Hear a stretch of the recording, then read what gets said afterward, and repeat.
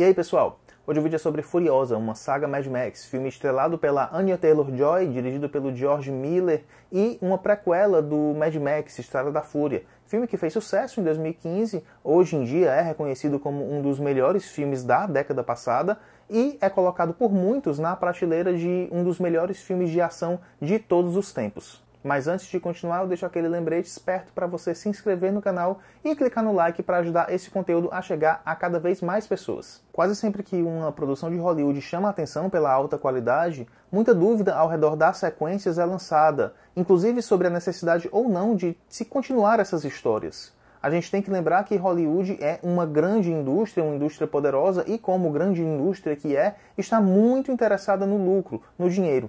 Não dá para ficar esperando de forma ingênua que os grandes estúdios não vão se aproveitar dos sucessos do passado. É algo que está fora do alcance dos fãs, inclusive de alguns criadores das obras. Vide o caso de Matrix, cujas continuações vão ser feitas aparentemente a contragostos das irmãs Wachowski.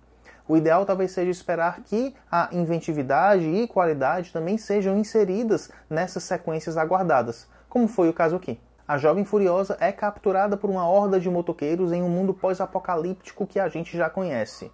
Tendo que conviver distante da mãe e das pessoas com as quais vivia harmoniosamente, ela agora terá que viajar ao lado do tirano Dementus, interpretado pelo Chris Hemsworth, e personagem que passará a medir forças com o nosso conhecido Immortan Joe. O filme se passa desde o momento em que a Furiosinha tinha ali cerca de 13 anos, interpretada pela Alila Brown, até o momento que a mulher já está mais crescida, quando a Anya Taylor-Joy assume a parada. O estilo dieselpunk retrofuturista, ou seja, uma imaginação de um futuro que foi feito no passado, mas com muitos motores roncando alto e jaquetas de couro, começou de forma tímida ali no primeiro Mad Max de 79 e foi ganhando corpo com as sequências, até chegar cada vez mais distante do mundo que a gente conhece. Aqui a gente tem um bom aproveitamento não só das falas e dialetos, com coisas boas e positivas sendo relacionadas a hambúrgueres e refrigerantes, por exemplo, mas também de toda a construção da ambientação, algo no qual o George Miller é mestre, e o maior exemplo está no filme anterior, Estrada da Fúria. E muita dessa ambientação vem de todo um trabalho que une maquiagem, penteados e direção de arte. Na questão dos penteados, é imperceptível que a Anya Taylor-Joy, na verdade, não raspou os cabelos para interpretar a Furiosa. A Anya Taylor-Joy ela queria raspar os cabelos, mas foi impedida pelo diretor George Miller por uma questão logística, tendo em vista que a personagem passa a maior parte do tempo com os cabelos longos. Já a direção de arte, especialmente na construção dos objetos, repete a inventividade na aerodinâmica daqueles carros, daqueles veículos, e parece se divertir bastante com toda essa montagem desses Frankensteins automotivos. Um deles, inclusive, fazendo menção a uma carruagem romana, que é comandada pelo Dementus, com motos no lugar de cavalos. E por falar em Roma, muitos dos figurinos criados pela Jenny Beavan são trabalhados para fazerem menção a militares da Roma Antiga, com capas e armaduras unidas a ombreiras estilizadas de couro. A ação segue de altíssimo nível e justifica qualquer derrapada que o diretor George Miller tenha dado nos filmes anteriores, como o Mediano era uma vez um gênio.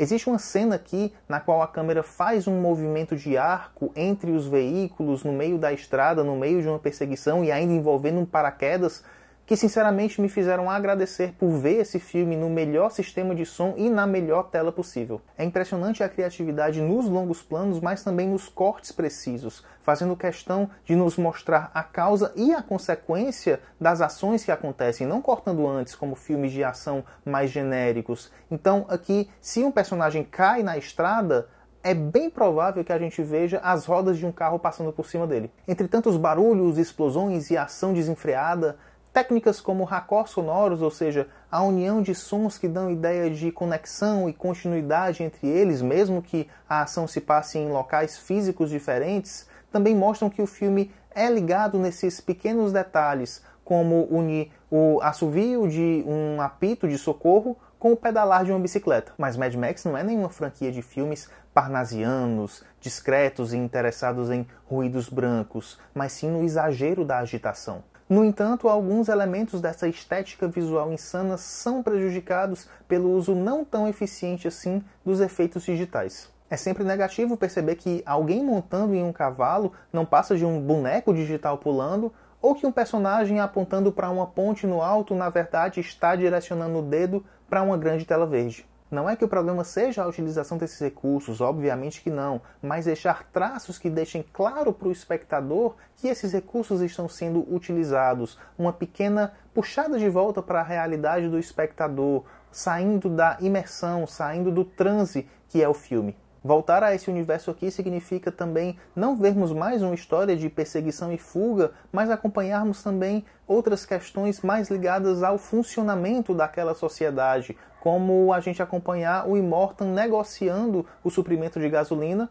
ou a gente conhecer locais que antes a gente só tinha ouvido falar, como a Fazenda da Bala. Se antes a gente não tinha muitas especificidades, os personagens eram durões indo de um ponto A para um ponto B, aqui a gente pode entender melhor o que se deu, conhecer melhor aquelas pessoas, ao mesmo tempo que o filme também nos apresenta novos personagens. O Chris Hemsworth, que já provou sua capacidade e timing cômico em outros filmes, como Thor Ragnarok, aqui imprime uma postura corporal imponente, mas ao mesmo tempo um jeito de andar desengonçado, meio que de bad boy exagerado, e uma voz, uma entonação de voz trabalhada para atingir agudos, tudo isso para construir um vilão totalmente diferente do Immortan Joe, muito mais desleixado, mas nem por isso fraco.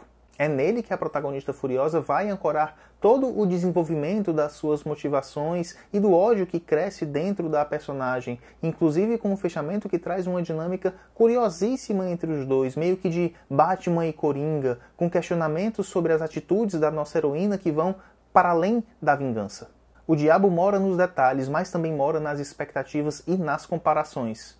Furiosa é brilhante e cromado como o seu antecessor, Estrada da Fúria? Não, mas faz muito bonito em nos deixar boquiabertos pela ação operística e insana. Beleza, pessoal? Ficamos por aqui hoje, então até o próximo vídeo. Tchau!